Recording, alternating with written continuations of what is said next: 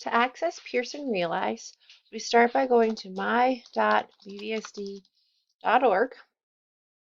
and typing in our username and password.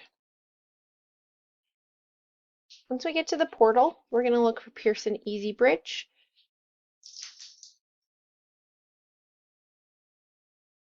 Once we get to Pearson EasyBridge, we can find our class. We want to make sure we're in term 2.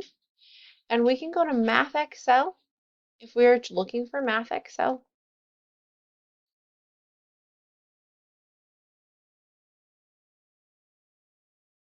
And the student home will look a little different than my home.